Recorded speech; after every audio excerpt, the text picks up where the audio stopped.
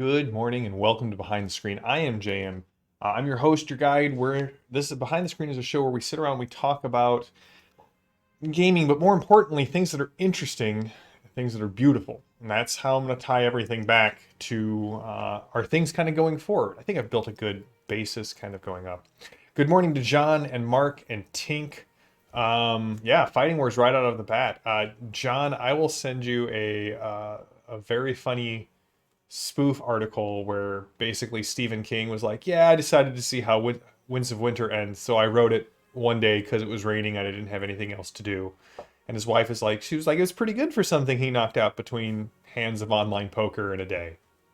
So I think that just it made me laugh quite a bit. Good morning, Padre. Padre, I'm glad you're here. This show is based off a comment that you made several months ago when we were reviewing chases in Savage Worlds. Today we're talking about Savage Worlds.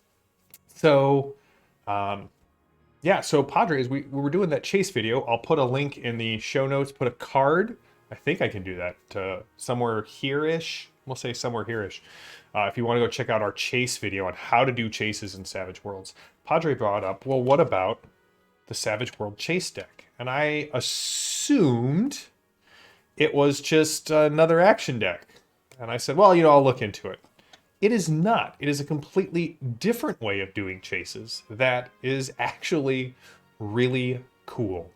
So I'm not going to recap chases for Savage Worlds. If you are interested, go look at the chase video. But also remember, we learned last night in Tabletop Tango that if everyone is on foot in a chase, everyone is technically considered running, which means everyone's at a -2 to do everything.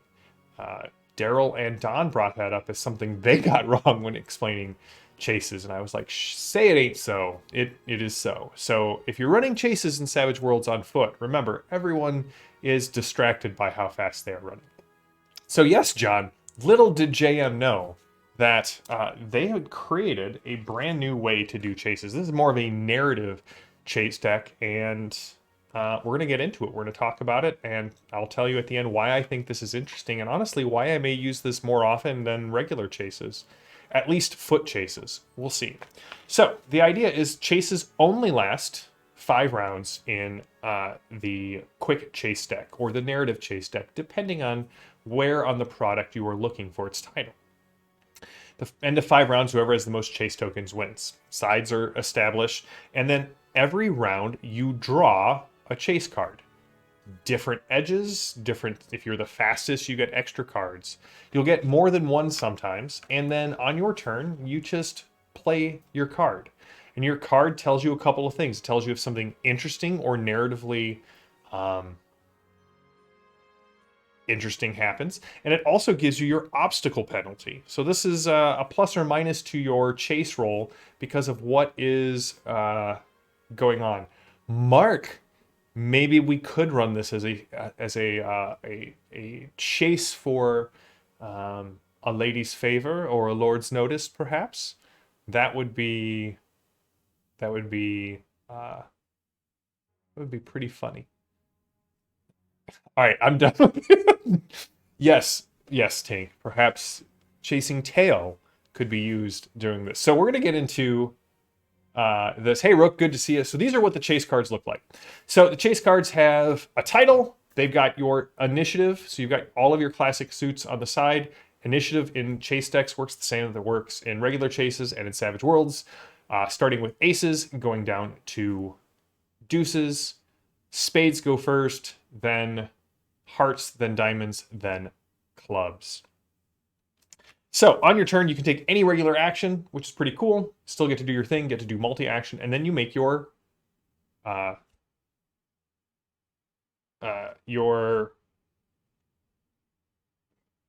effect based off what your card roll is. So one thing I do want to point out is if you reveal a joker, you get an extra card from your hand or draw the top card of the deck, getting an extra one. So it adds some randomness, it adds some spontaneity, and you discard all cards. Now, one problem I had with the layout of this, and the rules for this come on a pretty small, sheet, is that it looks like you only discard your cards when someone draws a joker. which is how I'm going to go forward with it. If anyone is listening from PEG, I may just reach out and ask Mike, say, hey, what was your intent here? Does everyone discard cards at the end, or do you get to build up cards between hands until a joker, and a joker resets it? Which I could see kind of either way doing that. All right, so you take your turn. First thing you do is you take your regular actions. If you need to calculate distance, distance is the difference between current chase tokens. So if I am chasing Rook, and Rook has 5 chase tokens, and I have 2, the difference is 3, and so we're basically at a range of 30. Then you resolve your complication. So if you take a look here on our when you make your chase action, you get tokens, right? You get 1 token if you succeed, multiple tokens if you get a raise, multiple tokens may be gained or lost based off these cards. So I've got 4 that we're going to look at today. So you have, the first one is trip, complication. So a complication, you cannot benefit from support, so no one else can help you in this, and you would immediately lose a chase token. Pretty cool. Obstacles. All of your, I feel I drew spades because spades are always bad in Savage Worlds. If you haven't figured that out, when you look at things, or sorry, spades are always great, clubs are the worst. So we'll look at some spade ones after this. This other complication has no action. You can't actually gain chase tokens this turn because there's some sort of obstacle that comes up in your way. All of your actions this turn suffer an additional -2. So as you're doing this, what you're setting up is you're essentially setting up possibilities, and then as the GM and at the table, you have to figure out what these complications mean. Do they mean what's the trap? So as you're running through, or if you're chasing through a dungeon and someone draws a trap card, maybe it's an old kobold trap or an ancient architectural feature that was built into this tomb originally. If you have an obstacle, yes, Mark, perhaps it's another suitor. Mark is really set on this this romantic chase in our Savage Worlds episode, and we're just going to run with it. If it's an obstacle, if you're running through a city, well, think of any Indiana Jones movie. Someone pushes barrels down in front of you, a young mother with a cart that could contain a baby, perhaps just groceries, comes right out in front of you, and you go crashing into them, spill on the ground. Perhaps some young pickpockets step into the way. So if you notice the theme here, they're a little bit more fluid than we're used to. And that's awesome. It adds a narrative component and comes up with things. I love when I'm surprised as a GM. That's why when I run exploration games, I don't plan a whole lot of what's in the next hex. I like the random tables. I like to see what comes up and experience the game in the same way that the players are experiencing it, with something new happening and something exciting. And then I use abductive reasoning to figure out what's going on. And so if you are unfamiliar with abductive reasoning is A is true and C is true. So what has to be true about B? So if Mark is running through the streets of Vienna trying to catch up with a dastardly villain who has stolen letters that could be incriminating to his pursuit of the young lady Millie, and an obstacle comes up in place. I know an obstacle happens, and I know Mark is running through the streets of Vienna. So what is true about B? Well, depending on the time frame, it could be anything from a shopkeeper dropping,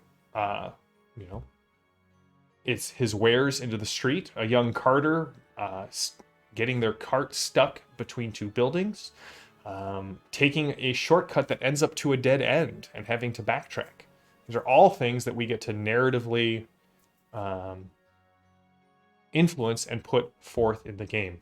I do think that I should come up with an idea of a whirlwind romance deck, and I like that. But John is right. Not before the Sci-Fi Companion. Some of us are waiting on the edge of our seats for the Sci-Fi Companion. So let's take a look at another set of cards. Let's go to the other end of the spectrum. Let's look at spades. So here we have the king and the queen of spades. So the king of spades is danger looms, counterattack, discard your hand. So counterattack means a target, any target you attack this round actually gets a free swipe back. You go to stab at the purloiner and he turns around and kicks you in the shin. That's not necessarily a great one, but hey, you get to go first with a chase at -2. An angry father, Mark. Yes, danger does loom. The queen says their quarry is in sight. And so if you look at this card, let me pull this up, make it a little bit larger on my screen. You have another -2, and the participant with the fewest chase tokens takes 1 chase token from the participant with the most. So this sort of balances out. If someone's got pretty far ahead or pretty far behind, this kind of pulls it back to the center. Maybe a bridge is out, and the person in front has to find a new way around, while the person far in the rear finds some way to skirt around and get closer ahead. See you, Rook. Talk to you later.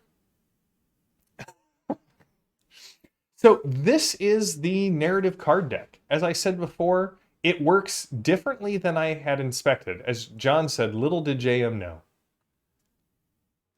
Why would you use this? Well, one, I would actually use this thing every time I'm running. I think it may actually replace standard foot chases in my games because it gives you a little bit more flexibility beyond just the standard chase rules. The fact that somebody could draw a 9 of spades, run for it, no modifier to the chase, but everyone gets a counterattack. Anyone they attack attacks them this round. And then they get to draw 2 chase cards and deal 1 to each ally.